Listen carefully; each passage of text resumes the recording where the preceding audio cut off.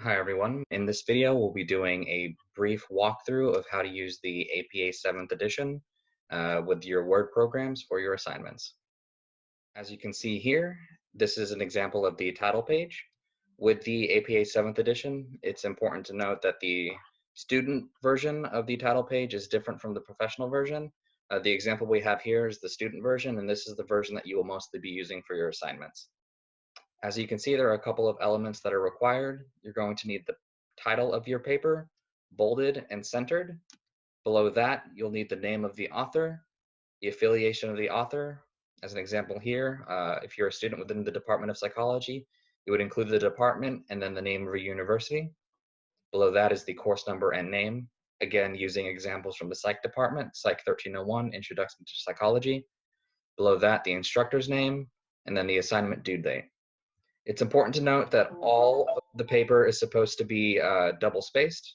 So in order to do that, you'll go to the Home tab up here, go to the paper formatting portion, select line and paragraph spacing, and select 2.0, and that will automatically default your entire paper to double spaced.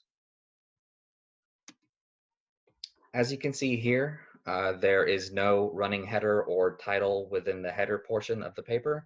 This is a difference between the student paper and the professional paper. The professional paper would include a title, but for student papers, it's not needed unless it's instructed by your instructor to do so.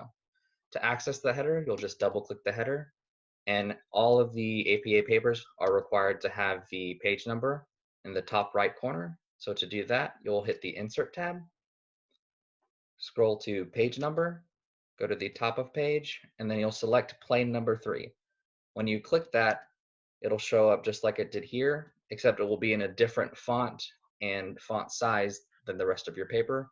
So you'll need to highlight that, go back to the home portion, select the font you want, and then the size of the font. And then to get back to your paper, all you'll need to do is double click out of the header, and then you're back to being able to work on the rest of your paper. Moving on to the body of your paper, as you can see here, there's still no title. The page number has continued in the font that you set the first one to. With the start of your paper, you'll always need to include the title of your paper, bolded and centered, just like with the title page. Following that, it's just some basic formatting rules. As you can see, the paragraphs here are left oriented. And to make sure that they are, you can just hit the Home tab and then select left, align left here, or hit Control L. And as you're typing your paper, with the APA 7th edition, the citation formats are fairly similar to the 6th edition. If you include information from a source without stating the author's name within the sentence, you'll need to have a parenthetical with the author's last name, a comma, and then the year that the source was published. So in this case, I'm just citing this video here. It's Hayes 2020. If you quote the authors and you include their name, you do not need to include the name within the parenthetical. Instead, you would just put, for example, author Hayes. You would need to include the date. It would be parenthetical 2020. And then here's an example of a block quote. If a quote is more than 40 words, you would do it in this format. And to get it to this block format here, you'd go to the Home tab, go to Paragraph, in the settings in the bottom right corner of it. And then you would go to Indentation and set the indentation to 0.5 inches rather than 0 inches. And then you hit OK. And then from there, as long as you're selected at the beginning of the paragraph, that entire paragraph will be left oriented. Now, whenever you switch paragraphs, you'll need to switch back to left orientation and get rid of the indent once the quote is finished.